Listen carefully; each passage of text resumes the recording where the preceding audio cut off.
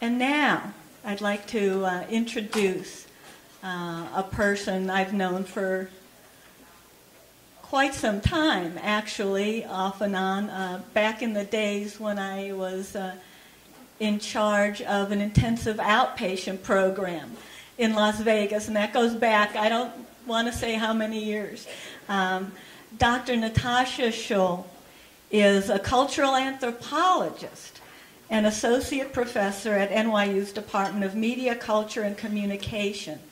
She has written one of the most amazing books in the field of gambling and problem gambling, Addiction by Design, Machine Gambling in Las Vegas.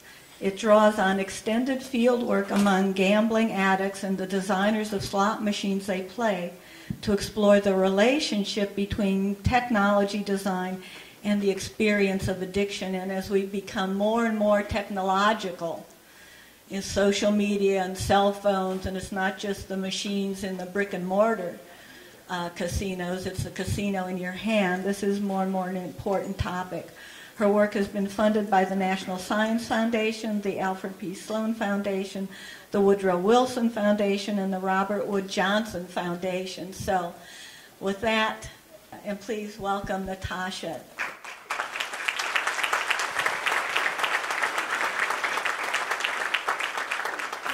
I'm honored to be here, and thank you so much to Lori for inviting me to be a part of this conversation that you're having. And it's especially nice that it was Lori who gave me the introduction, given that I was an aspiring 20-year-old researcher, I think, when I first met her, and she really helped me to get into this field. Cool. All right, so Lori told you a little bit about me already. I'm a cultural anthropologist by training. And since the early 1990s, I have been researching how technological innovation affects and mediates addictive behavior, specifically looking at innovations in the gambling industry. When I started this research back in the 90s, just to go way back, legislators in cash-strapped states across the country were looking for ways, through commercial gambling, they thought, to raise revenue without raising taxes. And something similar has been happening in the past few years. This quote here is from a trade show I attended in 2008, right at the height of the financial crisis. And the panelists said, for those who might not be able to read it, maybe we could bring the lights down a little up here. States are responding to what other states are doing. There's a lot of border anxiety. It's an arms race. The most lucrative arms at stake in this race to raise revenue are modern slot machines. In the US, they generate up to 3/4 of gambling revenue, and in locals markets, it can be upwards of 90%. So this photo gives a pretty good sense of what the interior of a locals casino looks like. This one happens to be in Las Vegas.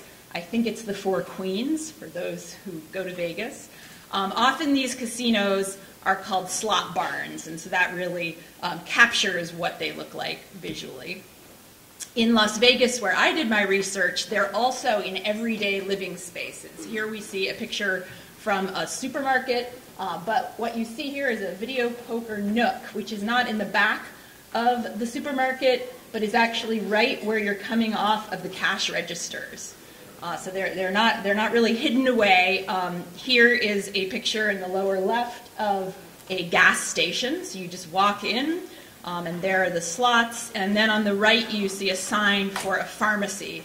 So pharmacies, gas stations, supermarkets, right up there it says White Cross Drugs, video poker, open for 24 hours. And this kind of easily accessible gambling is often referred to as convenience gambling. On the wall behind the machines down here, I'm sure you can't read that, but I'll tell you that these are pamphlets advertising self-help groups and GA meetings, of which last I counted there was 100 per week in Las Vegas, and even advertising a drug trial for video poker. And these pamphlets attest to the robust therapeutic industry, if you will, that has sprung up alongside convenience gambling. So I started attending Gamblers Anonymous meetings back in the 90s as part of my research, and I was struck sitting in those rooms by the fact that nearly everyone there played exclusively machines. This isn't what I had expected going in from what I saw in the movies and my ideas of Alcoholics Anonymous. And the more I listened and talked to these gamblers, the more I realized that I really couldn't understand what was going on until I learned about the machines that they were playing. This was not a very anthropological move. I remember a lot of my advisors questioned this. They said, we are anthropologists, we talk to people, this is about the social. And I said, yes, but to understand this social problem, we need to understand the machines and the engineering. So in order to do that, I expanded the scope of my research, and I began interviewing designers and marketers of gambling machines at their manufacturing headquarters and at their industry conventions. So this may look to a lot of you like a casino, but actually this is the Global Gaming Expo, where I did a lot of my research over a long span of years. And as you can see, like casinos, the Global Gaming Expo floor is dominated by slot machine technology. Slot machines are commonly misperceived by legislators, by journalists, and by the public as being a light form of gambling.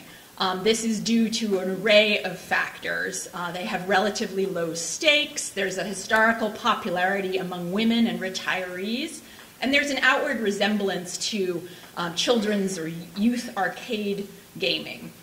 But in fact, today's gambling devices are widely considered by researchers, or I should say most researchers, to be the most absorbing and potent, if you will, form of gambling that there is. And in my book from late 2012, I try to get to the bottom of why that is. And the question, just to frame this talk, the question that gets asked a lot in the conversation around problem gambling, slot machines and addiction, is does problem gambling stem from inside the device or from inside the gambler?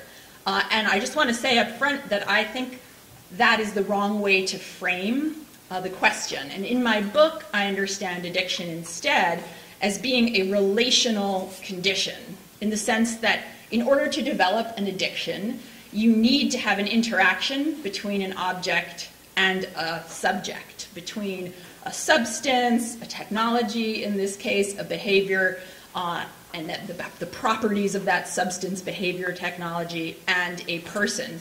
So it's never a question of inside, it's always a question of between. The majority of research on problem gambling to date focuses on individual gamblers as the source and the focus of the problem.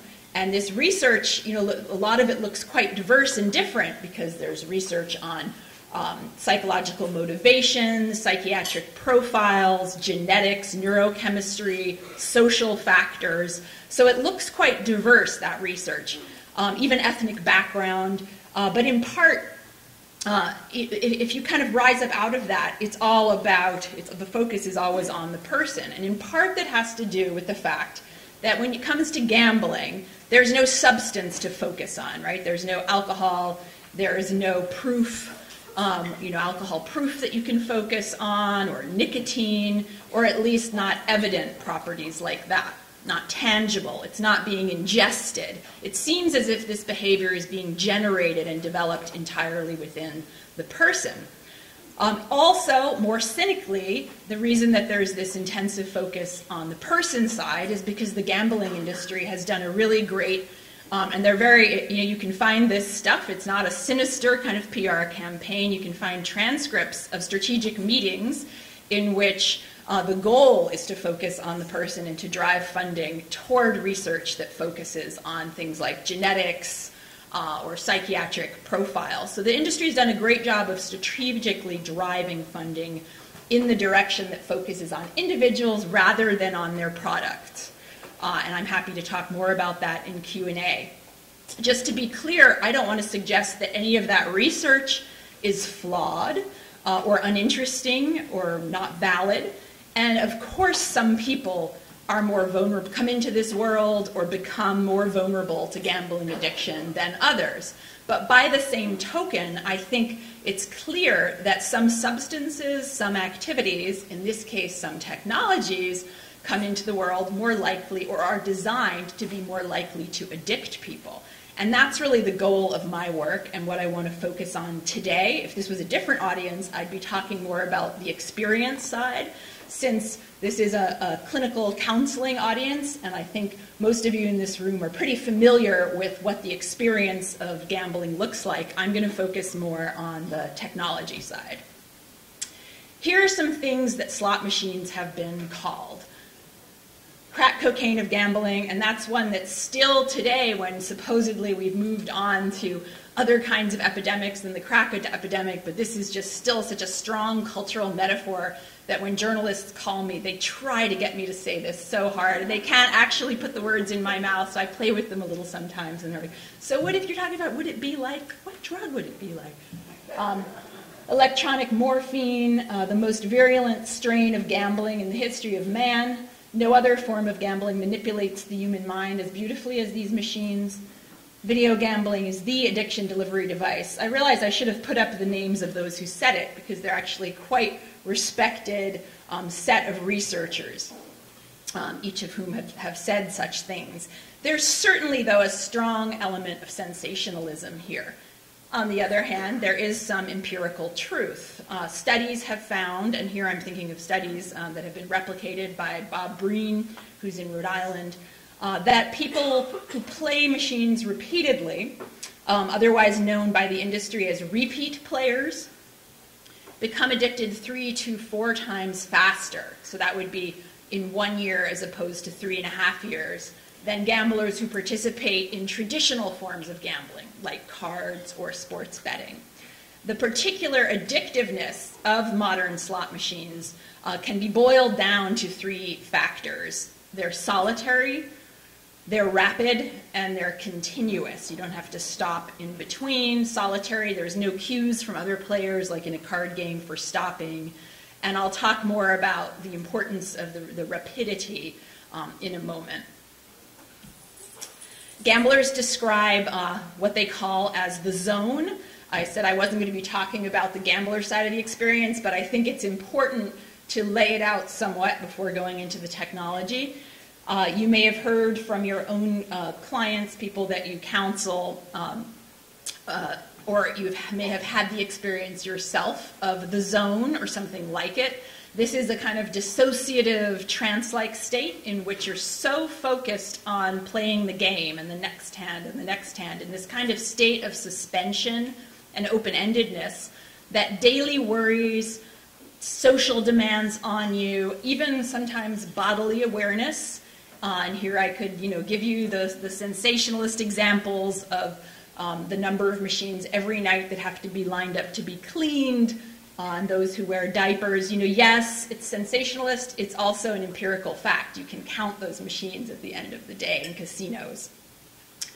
This vision of gambling, this zone, if you think about it, it really contradicts the way that we understand gambling. We understand gambling as being about risk and sitting up on the edge of your seat. It's about suspense and thrill, and it's driven, we think, by the desire to get something for nothing. And it's because we've missed that probability class. We actually really believe we're going to win, this kind of thing. But in fact, the gamblers that I spoke with, the gambling addicts, the people I met in the GA rooms in Las Vegas, claimed to be really, they weren't after something for nothing. They were after nothingness itself. And they regarded the slot machine not as an object of risk, but actually as something they could depend on, as a dependable mechanism to get this kind of state of nothingness and remove and escape. One gambler told me, you aren't really there, you're with the machine, and that's all you're with. At the extreme end of that spectrum, you in the audience may have heard such examples or give me new ones I haven't heard. Some addicts will sit whole weekends in this kind of trance, and one gambler I spoke with said that when he played, he would actually forget his children's names. Here's a narrative of a slot machine addict describing how it feels, just to kind of back up and start from the beginning, how it feels to anticipate and then enter into the zone. It starts while I'm on the way to the casino. I'm in the car driving, but in my mind I'm already inside, walking around to find my machine. In the parking lot, the feeling gets stronger. By the time I get inside, I'm halfway into that zone. It has everything to do with the sounds, the lights, the atmosphere, walking through the aisles. Then when I'm finally sitting in front of the machine playing, it's like I'm not even really there anymore. Everything fades away. In my book, I actually start by talking about the architecture and the interior design elements and what are called casino atmospherics and the way that that works on people. I'm going to go to the more direct, proximate machine features today. So unlike live social games, machine play removes interference from other players, and it allows you this insulated, autonomous zone of play in which your social life can fall away. What also falls away is a sense of time, space, and monetary value. So you're removed from all of those things in this state of suspension. And one gambler told me, I would get into such a rhythm that I would mistakenly miss winning hands. So it was more about, and this is actually, the quote is continuing, it was more about keeping the pace than making the right decisions. So contrary, again, to how most people think of compulsive gambling, the counterintuitive thing I found, not across the board, but it was definitely something that you find in most narratives, or I did, was that once gambling addicts were in that zone, they were not playing to win. They were playing simply to keep playing for as long as possible. And some evidence of that is, if you win big, you're not going to walk away and kind of clap your hands. You're going to put that back into the machine. That suggests that the goal, that winning is secondary to staying and continuing to play. Winning big, I think, is very important as part of the initial hook, the idea of winning big, the thrill when people first play slots. They've got that hope, that expectation, that thrill. But the allure of winning fades as the zone grows. So I think about this, if you want to think about it in addiction terms, it's like that initial euphoria that then changes into maintenance, or the hook that transforms into the hold. Some machine gamblers I spoke with become disappointed or irritated if they win. I began this research so long ago that it was in a time when people had to come and pay off because the hoppers weren't full or something. So a machine would actually lock up and music would play and you had to wait for an attendant to come over and pay you off because there wasn't tickets or vouchers. So it froze up the motion of the machine. And they said, I get so irritated when I hit a jackpot because then I can't keep going. It interrupts my play flow. And designers recognize this. So I'm going to shift now into the design side. So here we hear a lot about fun and entertainment. When you actually speak with the designers, though, you also find alongside talk of fun and entertainment, you get quotes like this. Our best customers are not interested in entertainment. They want to be totally absorbed, get into a rhythm. And this was a designer from a company now owned by IGT, International Gaming Technology, the nation's largest, I believe still, slot supplier. So in the eyes of the industry, gamblers may talk about the zone. The term in the industry that correlates with that is time on device. When I began going to the Global Gaming Expo and sitting in on panels, I kept hearing this phrase, TOD, TOD. It was all about TOD. Who's this mysterious Todd character? In fact, that was shorthand for time on device. It was used so often that it needed this shorthand. And this is the industry's term for a mode of gambling that's less about risk, less about excitement, and more about maintaining this hypnotic flow of action.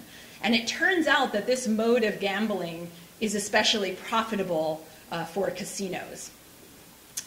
So again, if gamblers seek the zone, the objective of machine design is to harness what the industry calls continuous gaming productivity. I'm not going to read this whole thing, but it's about wagering action per patron per interval, and there are elements of expediting this action so that players can be more productive because their play is faster, extends for a longer interval, and involves more dollars placed at risk.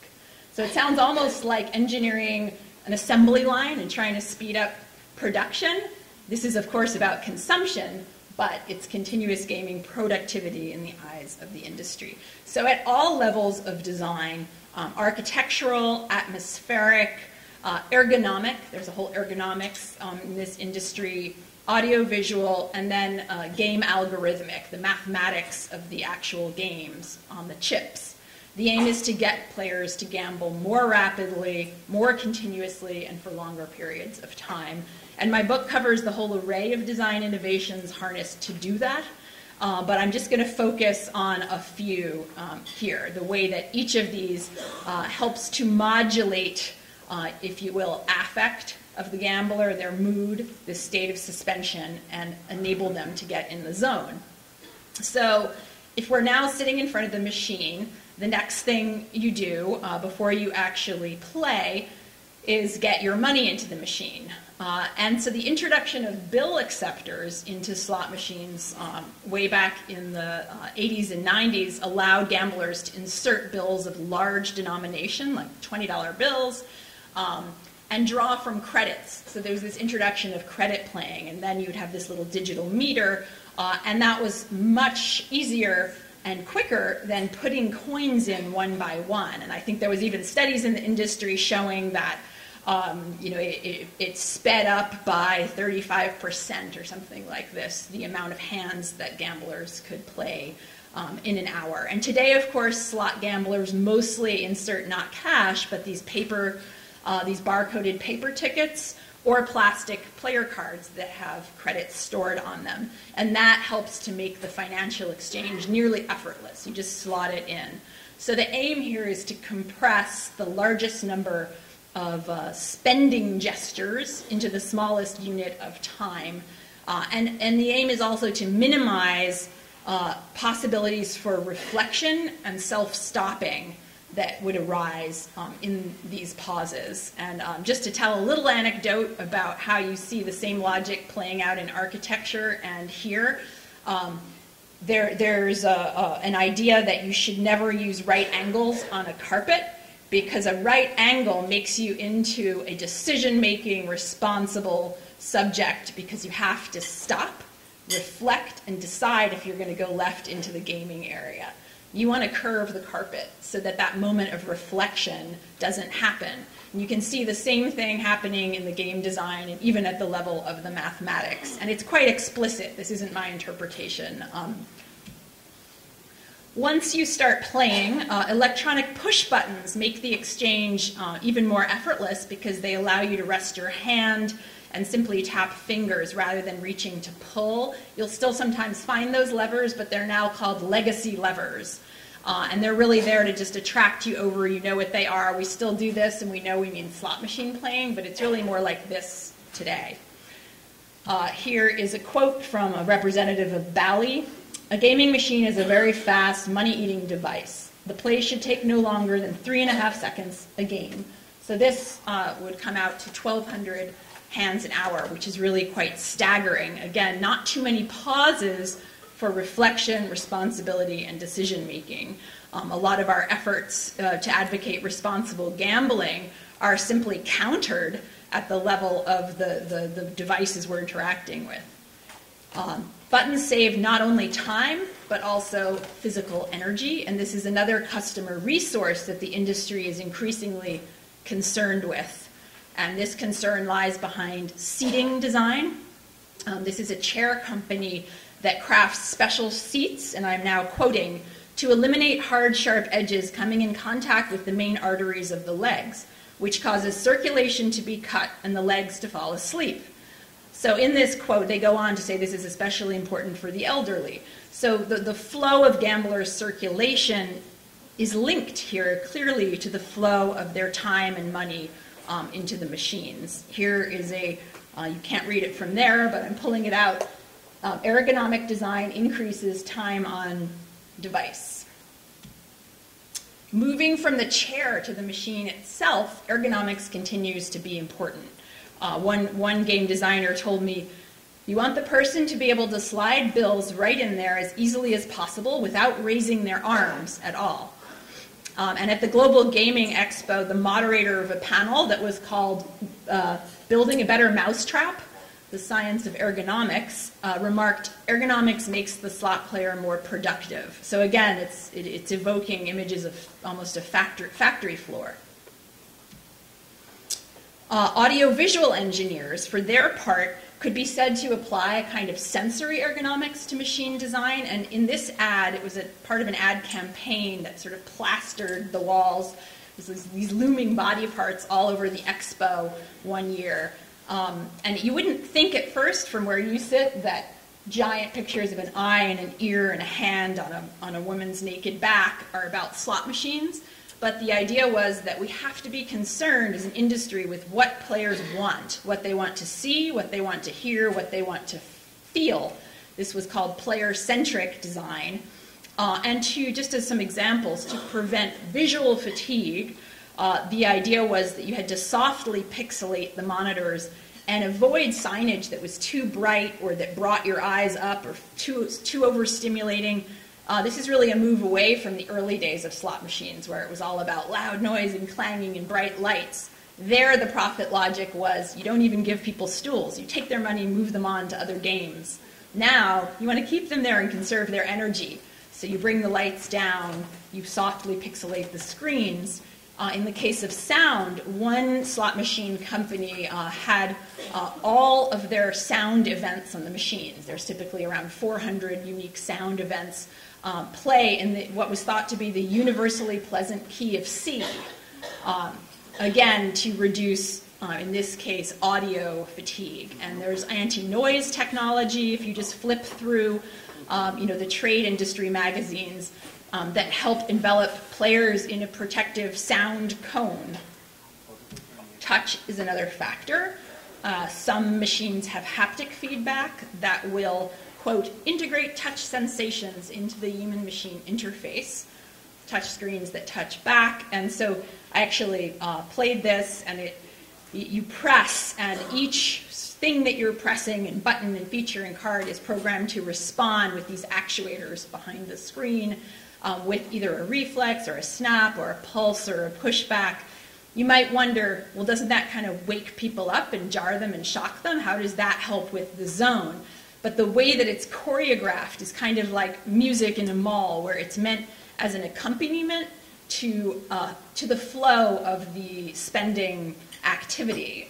It's meant to give people a, quote, definitive transactional confirmation and create a more intuitive, natural, multisensory experience that keeps them playing longer. So the most important innovations, and I've been sort of rushing through those so that I'd have time to get to this, are the ones that lie behind the screen. And these are the hardest to start people off with because it's complicated what's going on behind the screens. This is where the microprocessor and the random number generator and the game algorithms are computing the outcomes of a game. And industry engineers told me over and over and over again, yes, I can talk to you about the oxygen levels and there's no clocks on the wall and the seats are comfortable, but you know what? None of that really matters. You can have the most comfortable, audio-visually sophisticated device in the world, but here's the quote I heard over and over, math is what will make them stay. So by math, what do designers mean? They mean the programming that will determine a particular game's reward schedule, which is the equivalent of what we learned in high school, psychology class. B.F. Skinner, the father of behaviorism, his work on reinforcement schedules. So this is a kind of behaviorist idea of reinforcement. I'm now going to play you a little video. The pigeon learned that pecking the disc produced a reward. Then the behaviour of pecking could be studied in relation to how often that reward was offered, or in Skinner's terms, what was the schedule of reinforcement. The main thing is what we call schedules of reinforcement. Reinforcement is what Layman calls reward, and you can schedule it so that a reward occurs every now and then when a pigeon does something. We usually use a response with pigeon pecking a little disc, a little spot in the wall, and you can reinforce with food, but you don't reinforce every time, perhaps every 10th time, or perhaps only once every minute or something like that. There are a very large number of schedules, and they have their special effects. And there is a good example of how you can move from the pigeon to the human case, because one of the schedules which is very effective with rats or pigeons is what we call the variable ratio schedule, and that is at the heart of all the gambling devices and has the same effect. So people sometimes think it's heavy-handed to refer to slots as Skinner boxes. But in fact, in the 1950s and 60s, when B.F. Skinner was trying to explain to people what a Skinner box was, he was using the example of the slot machine. And I think that footage is from Atlantic City in the 60s. So this was a way of explaining how certain schedules of reinforcement structure the delivery of rewards in a kind of very calibrated but unpredictable way. And this is very good at keeping pigeons pecking at levers and buttons, and it happens to be very good at keeping people at machines. And essentially what today's technologies do, which do not look like this, here you see people standing up pulling levers, they take that basic formula of reinforcement and they intensify it in different ways. So how do they do it? So to strengthen the holding power of math, machine manufacturers staff companies staff departments of advanced mathematicians that they call math farms, and they will run different reinforcement schedules over and over again. In a way, though, you could see the whole casino as a kind of math farm, because it's a sort of laboratory that's there, and you'll put machines out on the floor, see how they perform, and learn that way what works best. Certain payout schedules are designed for what some people call action gambling. This appeals to also called jackpot players or play-to-win players. These players are willing to lose big in order to win big, and they prefer games that will reward your perseverance with large payoffs. They don't care about the small little trickles and small-end stuff. They're willing to invest a couple $100 because you're going for the big payoff. Another payout schedule at the other end of the spectrum is designed for what's sometimes called escape gambling. This would appeal to time-on-device players or play-to-win-to-play players. These are not my terms. These are the industry terms, play-to-win-to-play. These players are seeking extended play time instead of large winnings, and the preference here is for reinforcement schedules that dispense constant little payouts or reinforcements over time. So you'll hear these at the Global Gaming Expo referred to as drip feed games, cherry dribblers. They nibble slowly at your budget until it's gone. And one of the things that I show in my book is how over the past 2 or 3 decades now, designers have really focused heavily on using technology for this second kind of reinforcement schedule. These are counterintuitively low volatility mode of gambling, low risk in a way. What that means is that they take your money slowly and they almost insure you. Yes, it's gambling, but they're ensuring you a steady flow of small wins along the way. And this happens also to be just the kind of experience that promotes the zone. Here's a graph one designer drew for me in the parking lot of the Las Vegas exhibition hall on a piece of paper, money and time. That spiky first line on the graph shows a traditional 3-reeled slot machine. You put in a token, you either lose it all or you double or triple it, but your money runs out pretty soon. Very volatile. That last line that just kind of has little gradual bumps and lets you spend more time, that really defines escape gambling. This kind of machine will maximize it will reduce the risk of sudden losing streaks and the quick depletion of play funds. The profit logic here is sometimes referred to as shorthand in the industry as Costco gaming. Here's a quote. If you provide them with the right amount of time on device, they will stay and play. If you take it too quickly and they lose, they're going to leave. So what does such a game look like?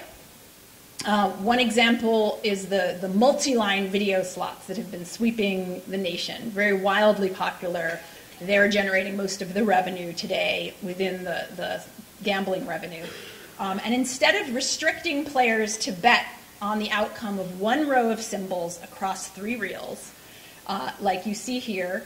They allow you to bet on multiple lines. It's too confusing to show the actual machine. I wanted to start with the patent for one such machine. So as you see, you can win not only straight across, but in various zigzagging ways. Here's what that looks like in color. And here, again, let's go through it. Classic 1-line. Here's a 3-line. Here you see a 5-line with 2 diagonals. This is really where mechanical reel slots, analog machines hit their limit. You can't really add more lines. It's too complicated. Video technology had to come into play and microprocessors. And then you get games like this, which is actually a little outdated. This looks like, wow, 50 lines on which to wager, but actually today there's machines with 200 lines, and even not lines, but scatter features where you don't really know. It's sort of scattered all over the place how you're winning. So why would these be more appealing? What's going on here? Clearly, it's not that they require more coins, because think about it, they do. If you want to bet on more than one line, you've got to bet 100 pennies or 100 quarters. But you're going to hit winning combinations with far greater frequency. It's like playing 100 machines at once. And that allows you longer, less volatile play. Thinking about it in financial terms, you're diversifying your portfolio, right? You're spreading it across. Playing a classic 1-line, you would, again, either lose your entire bet or multiply it exponentially. Here you win back something nearly all of the time. But almost always, and here's the trick, less than what you put in. So 40 in, 30 out, 50 in, 12 out. But you get a sense of steadily winning, even as you're losing, as I'll show you in a moment. Because each time you quote-unquote win something back, which is actually a net loss, you are getting the audio-visual reinforcement that's identical to an actual win. Ding, ding, ding, ding, ding, lights. And the important thing is that it's not really the winning that matters. It's the smoothness of the experience, the sameness. Every hand, it lulls you, right? There's nothing shocking or jarring. No long silence with sudden music. Every time, kind of the same. Positive reinforcement hides loss is a quote that I love from one of the engineers I spoke to. And I want to now, and I do have time, I see, exit out to online, hoping I'm still online, and show you a little bit what this looks like. So here I am. This is a module that was developed, the Problem Gambling Institute of Ontario, to show how this works. I'm going to show you some sample results.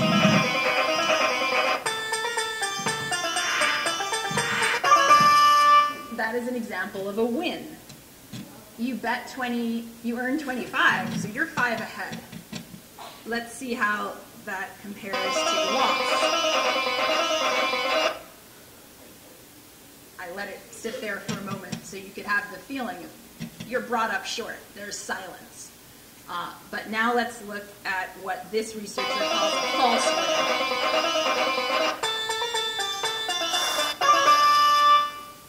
That's identical feedback, reinforcement, etc., secondary conditioning, whatever psychological term you want to use, to an actual win. But look at the net earnings here, minus 16. You put in 20, you get 4 back.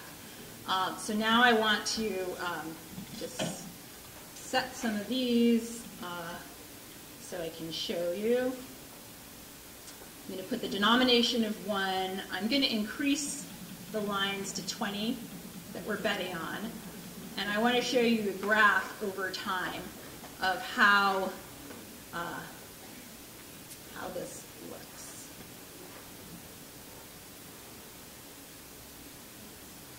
So if we were to keep doing this, you see that false wins and losses are pretty much head-to-head, maybe a slight edge on losses in between, but in some of these simulations, the false wins are coming out ahead. This is a great example of something that Skinner didn't imagine doing for pigeons because there wasn't video technology and microprocessors. You can actually split also because the pigeons, their rewards are pellets, right? You can't put tinier and tinier, infinitesimally tinier little crumbs and sort of fool the pigeon into thinking that he's eating a full pellet. So when this carries over to screens and when your reward is audiovisual stimulation and this sense of flow, this really gives the gaming industry a huge amount of flexibility. So let me just wrap up here. I just wanted to show, I should have asked last night at dinner about video poker, because I know that during my research in Las Vegas, video poker was one of the critical games, especially in the locals market, and one of the most addictive games. I don't know where that stands here. Maybe someone can tell me in Q&A. But I wanted to show you the equivalent of this trend in video poker. So this game, part of the reason that it became popular in the beginning is because it has this high hit frequency, low volatility kind of formula from the get-go. And they've taken that in step with the multi-line machines to new levels. In 1998, you saw triple play draw poker, 3 games at once. Then you saw 5 play. Then you saw 10 play. Then you saw 50 play. And I'm not stopping there because here's 100 play. So the idea is you pick, again, diversifying your portfolio. You choose your hands on the bottom, and then those are going to play out on 100 lines. You might notice some are outlined in yellow. Those are the hands where there was winnings. So it's like playing many machines at once.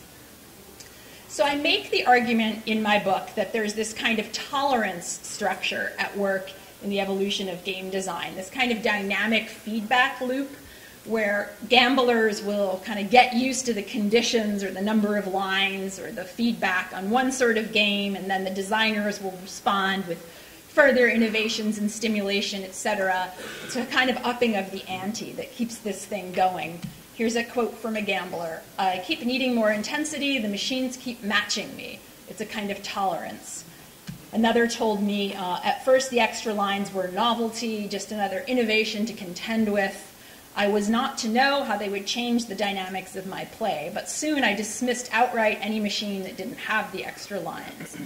So following these gamblers, it isn't that game innovations are entirely driving the individual player's habits, nor is it that gamblers' desires and habits or predispositions are driving game design.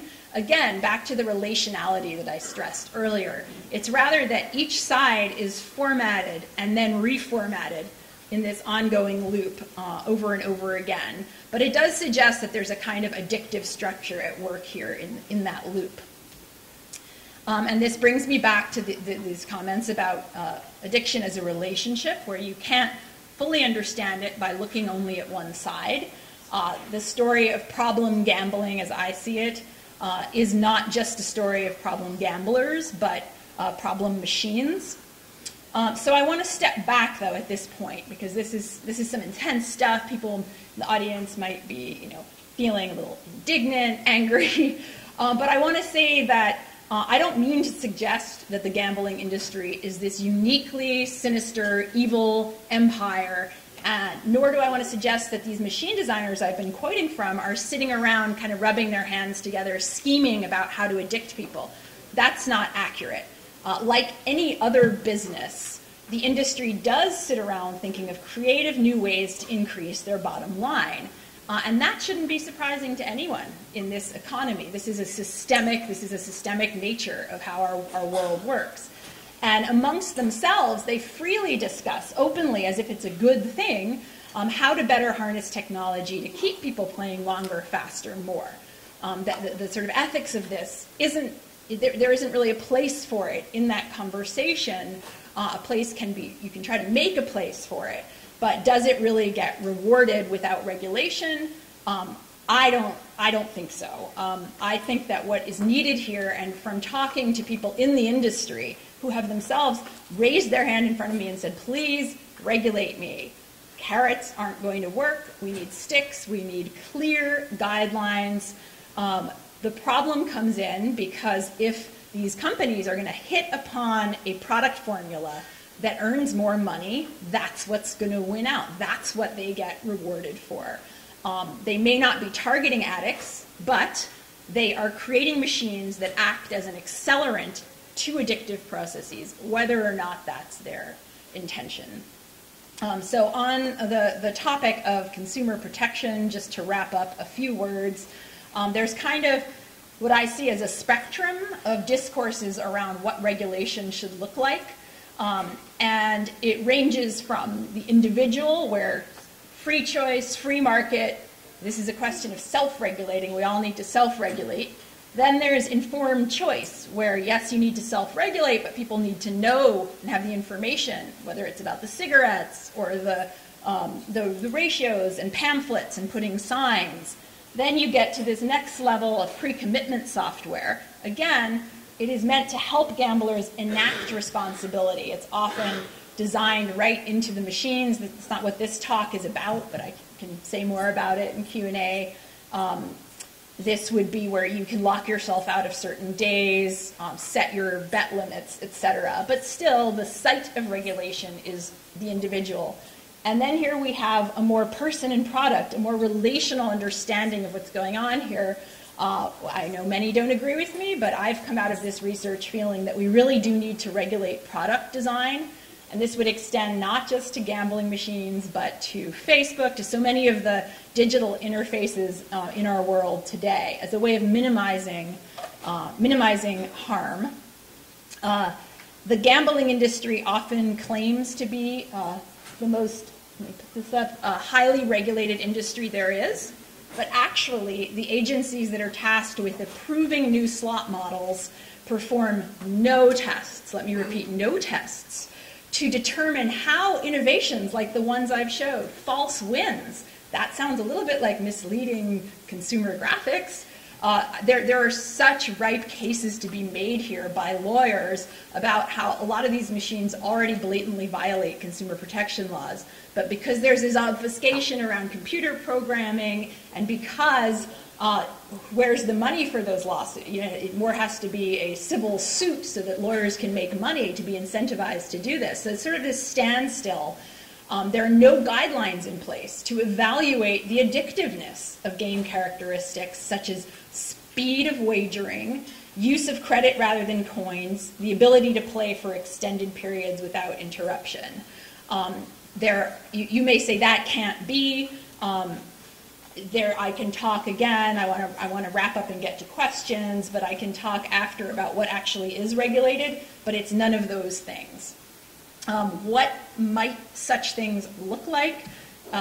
Well, it might look like slowing down reels, increasing the time interval between bet and outcome, putting clocks on the screens, mandating timeouts at certain intervals, etc. Some of these things work, some don't. This is the industry's position. We should reject all of these ideas because of unintended consequences and because we have no evidence of what works and what doesn't. I don't think that's a viable position for three reasons actually. First, I don't think it's viable because they say here, changing the machine doesn't help the person. Gamblers will adjust their behavior. Effective policies concentrate on helping people rather than trying to modify their behavior indirectly. Modify their behavior indirectly is what the industry is about. So I find it just disingenuous, first of all. Second of all, some of the measures that I spoke briefly about regarding time limits, money limits, etc., may indeed have unintended consequences, but that doesn't strike me as the inevitable outcome in all instances, and it's not a reason not to try. Third, there's tangible evidence that some of the measures actually work. There's this constant, we have no evidence, there's no research. Yes, there is. I would direct you to this great report, A Comprehensive Review of the Evidence and Identified Best Practices by Rob Williams in Canada, who actually goes through what works, what doesn't. Turns out clocks don't work, but bet limits do, etc. So you can read more about that there. All to say, I don't think that these devices, these kind of technological interfaces, are what we think of as ordinary commodities. It's not like buying a pair of shoes or a car. You don't have a consumer preference, make a decision, act on it, and then live with that product and be done with it. It's a kind of commodity where the consumption of it, 1,200 times an hour sometimes, changes your preferences. That's what addiction is. It really throws a wrench into a lot of the consumer policy that we have out there, which assumes that we have stable preferences and choose to act on them. Here's a I thought I'd end with a voice from inside. So this is a very successful gambling technology developer. This is how he sees it from the inside. What we do is incredibly opportunistic and should be better regulated. Some other countries have a healthier attitude toward gambling. They don't treat it like a straightforward consumer transaction. They treat it for what it is, something that could always go out of control. As a result, it's not as self-destructive because there are limits placed on the activity because there is a net. It has less dark energy there. Here, we let people destroy themselves. That's a kind of depressing note to end on. So my last sentence will be to say that it should be clear that the insights I've provided call for some conversation around consumer protection and regulation. But what about treatment? What about what many of you here in the audience do? So let me just close with a couple of reflections on how these insights might carry over into clinical practice. How could you positively use this quite negative information? So when I started this research back in the 90s in Las Vegas, and I was spending a lot of time in Gamblers Anonymous meetings and other outpatient and inpatient venues for treatment, it was considered something of a taboo in those therapeutic spaces for addicts to point to the product and to point to the environment and to sit there, and there would be the newcomers, and you'd see all the old-timers in these groups rolling their eyes at each other, and what they were saying to each other without using words was, this person who's talking about the marketing ads that pile up on their doorstep and the billboards all over town and the way the machines are designed and the cocktail waitresses, bringing them their drinks, etc., they're in denial. They're not ready to be responsible yet. So the only space for voicing indignation or anger or for wanting to open a conversation about how machines worked, the product side, the only way that coded in these therapeutic venues seemed to be as denial. I think that there is more room and that we're seeing changes. Henry Lasser, for example, who's I see as a giant in this field, has been using educational modules such as the one that I showed you about false wins in his clinical practice, not to help people absolve themselves of their own responsibility, but to put that responsibility in its very real context. So I will end there. Thank you.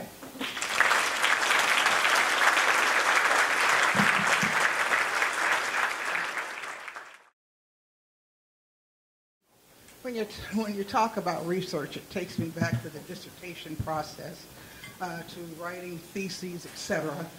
And I would ask, how do you define addiction?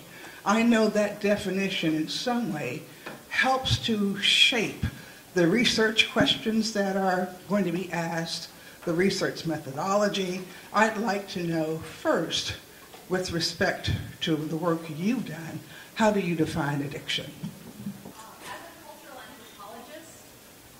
I always try to define my terms through what I would call native terms. So I talk to people and I hear things like the zone. That's not my idea, right? That's the gambler's idea. I went into this with respect to addiction thinking, oh, this is a very clinical term, right? It's people are coming up with it, they're writing the DSM. Is that how gamblers really see themselves?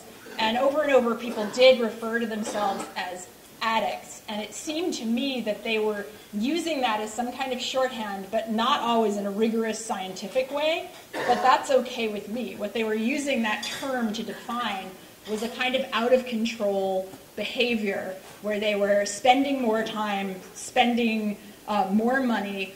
My personal definition of addiction, and it's one that's shared by I think many addiction researchers, is that it's something that's always on a spectrum and that is often linked to behaviors that make us survive as a species. consuming too much food, obesity, sex, pleasure, all of these things that our brains are programmed to enjoy and gravitate towards are also the things that can go awry. So I don't know if this is getting to answer your question, but I would define addiction not in a restricted scientific way. I would want to leave it looser and see how everyday people are using it in their language to describe themselves and try to get a handle on understanding harmful behavior that they're experiencing. Okay. All right. Second part of my question. You spoke about a state of nothingness, some information that you had gleaned from a number of the participants in your research. And I just have this thought in my head. When we're talking about the N number, those persons that participated, I wonder what would be their identity? What was the breakdown? If at all you can speak to that. Right. So often I get asked this question a lot by my own colleagues in anthropology and sociology who are wanting from me more of a sociological kind of analysis of the demographics, et cetera, and more of a statistically rigorous analysis. I'm a cultural anthropologist, and I don't work with statistical pools this is more of a language experience, anecdotal. You can say that undermines it and makes it less scientific, but I did spend 20 years talking to people, and I made the decision in the beginning that I wasn't going to break people out, men, women. I could have written this on female gambling. I could have looked at different demographic groups, and then I was afraid that this work, this book, the dissertation at the time, would be slotted as this is about female gambling, or this is about gambling among this income bracket. What I was finding was that one morning I could be in Summerlin in a gated community with a banker, and I would record this interview. Then I would go across town to a trailer park, and I would speak to a woman with 3 children running around while we spoke, who literally was gambling the welfare checks and the milk money. A few days later, I'd be transcribing, and I'd print out these transcripts, and I was unable to distinguish the descriptions of what it was like sitting in front of these machines between those two. They were coming from radically different economic backgrounds and experiences, yet the ways that they were trying to explain this grip, this zone, were so similar that seemed to me that there was almost a homogenizing kind of push that was happening because they were playing the same machines. So I was very mindful of not pinpointing too much the specific social groups who I'm talking about and distinguishing those experiences. I'm more interested in how these machines are working to produce the same experience, continuous gaming productivity. And there's a lot of other great research out there that is addressing the important question about how slot machine gambling in particular and other forms of gambling differentially impacts different groups, which it absolutely does. But hopefully that gives some context to what I was trying to do. Okay. Are there any states that you're aware of that have used your insights to more effectively regulate gambling? And if so, how have they done that? If not, which I fear might be the case, what recommendations would you make to them? So I'm coming down now from New York, my hometown. I just moved to NYU, but I spent the last 8 years actually at MIT in Boston. And as people are probably aware, gambling is now in Massachusetts. And from the get-go, right the first year I went up there in 2008, I was being asked to come and speak with the legislators who are evaluating this proposition. Can this be a way for us, again, to raise revenue without raising taxes, et cetera? And they were inviting me to come, and they were listening. Of course, it went through. Then we now have a gaming commission and also that is also tasked with research, prevention, et cetera. And I'm a member of the research group that is doing a baseline study. and that is also making recommendations on what kinds of ways we might mitigate the future harms. I ended up writing an amendment that's now a statute in Massachusetts gaming law, but has yet to be abided, that mandates that all of the robust data tracking that casinos are collecting on gamblers, which is longitudinal profiles showing how people play, and that's being, I didn't talk at all about that today, but that's something really important, one of the sort of technological domains that's helping to shape preferences, et cetera, and increase revenues. And so I wrote this statute that not only would the data on the gambling behavior be collected, but also what games are they playing, what's the volatility index, how many lines, so that you actually could have some kind of evidence to at least point you towards certain hypotheses. Then you could do studies, not the kind of studies I am trained to do, others would do, and say, oh, look, it turns out that this volatility index and this number of lines is associated with harms. Let's remove those from the casino floor. So the idea was to make this data available in anonymized fashion in a nonprofit kind of research way. So they listened to me. It was voted into law, but as I said, implementing that has not quite happened yet. And there's also been efforts to implement some of these pre-commitment schemes, ideas of bet limits, setting your own limits. And each meeting that I attended, the initial idea would be further chipped away at, so that something started out, everyone needs to play with a card and participate in this. No, now it's going to be voluntary, but to change it, you have to change your limits, you have to wait 24 hours. No, you don't have to wait 24 hours, but we will make you walk down the hall to a kiosk. No, let's not make people walk down the hall to the kiosk. They can log into their account right at the machine and change their limits once they reach them. No, let's not even make them do that. So it's so diluted with every step that, you know, I'm a little cynical, I guess, on the implementation, but certainly people have reached out to me, Oregon, other states. Thank you. Thanks. I've been working for 20 years with people with gambling problems, and your description of how a slot machine works as an addiction device is spectacular. It is just so spot on to what gamblers have been telling me for 20 years. It's exactly the process, and the zone is exactly what is created. I'm a pastoral counselor in my training, and I've come to realize that there's a quasi-spiritual experience that people have when they're in that zone. That I've had many gamblers say, for a moment, the tumblers of the lock of the universe line up, and I feel at one with all. And this echoes William James, of course, who saw addiction as the yes function being activated in humans. I just would like more comment, I guess, on the ethics of this. All industries have to self-police. I was on the license board, I'm from Delaware. I was on the license board for years, and if we don't police ourselves, then the police are going to police us, which is why we have license boards. Is anybody licensing this industry? Is anybody saying you have to police yourself because we can't license the crack dealers and the heroin dealers who create new products that are spectacularly more enticing? But shouldn't we be policing, shouldn't we as an industry, speaking for the gaming, clever renaming by the way, gaming industry,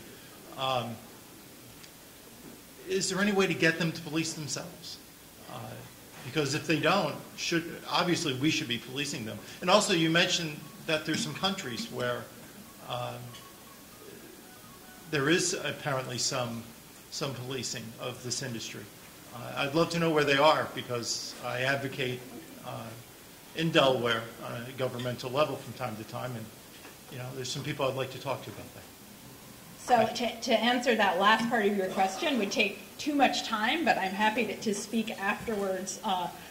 Norway, just as shorthand, is one example of a place that I think does it quite well.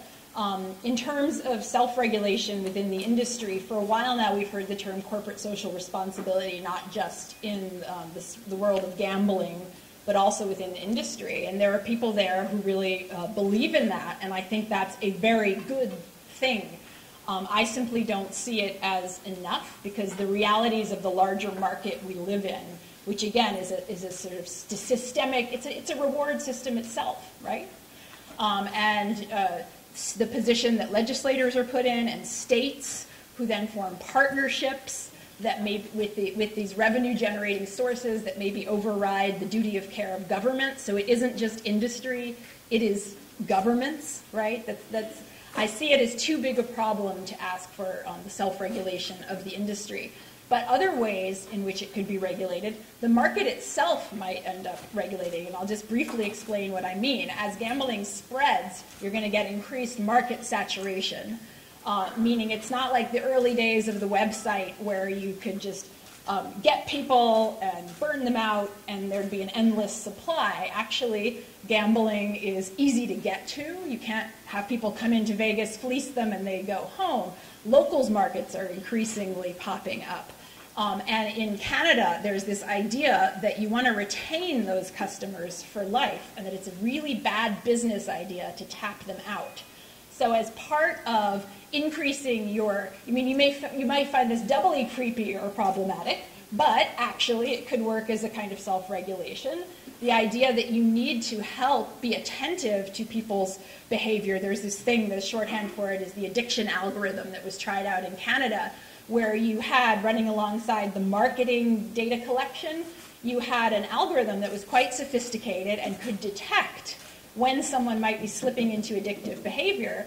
And when that detection point was reached, they would freeze up the machine and stop marketing and dispatch a on-site counselor over to the machine to talk to that person. And it wasn't abstinence. Abstinence was not the model. There was not the model of you are an addict, you must be abstinent forever. The idea was this is on a spectrum, let's get your gambling into moderation. So in a weird way, this syncs with what I've been suggesting, which is that we shouldn't too tightly define cutoff points for addiction. I appreciated your comment on William James and addiction as the sort of yes function, et cetera. Again, back to the very first question, I really think I want to keep addiction looser in how we're using it, because then it has more leverage for thinking through these things. But I'd say that's one way. We don't want to tap out our market. This is bad business. It's short-sighted. We saw it in the subprime mortgage, and there was a bailout. But if we don't think in a bailout way, maybe the industry can think of having a longer view idea of their customers.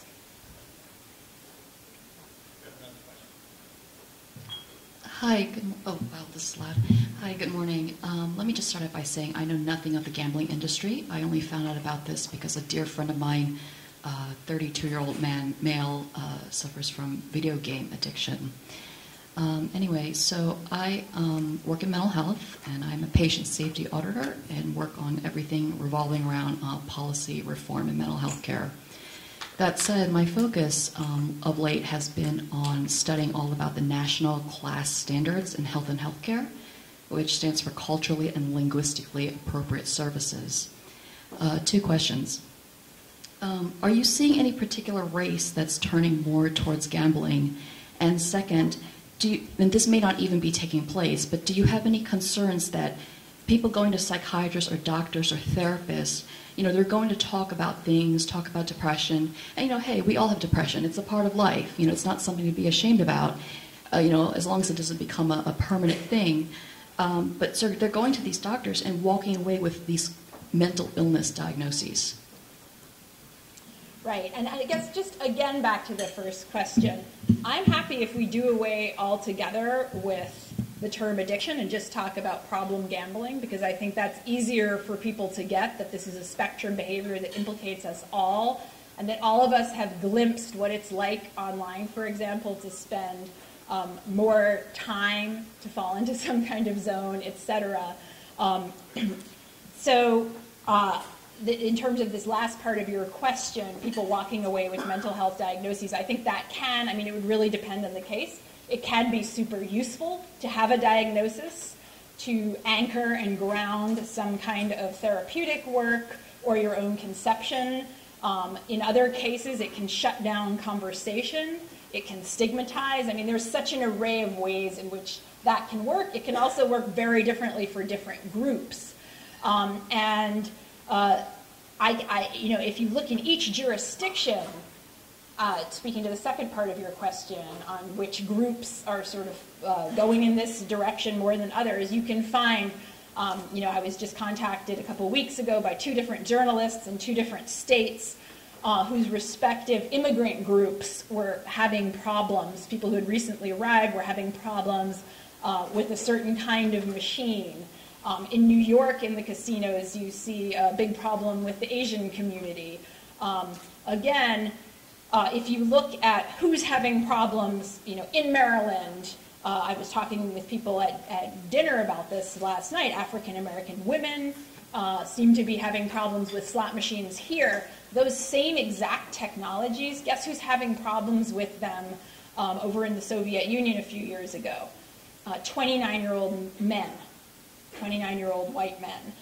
If you look in Australia, it's different. So there's so many, as a cultural anthropologist, there are so many complicating cultural factors at play that it's really hard to identify in each case who is at risk and why. So again, it has to be a contextual answer. Thank you very much. Thank you all. Have a great rest of your meeting.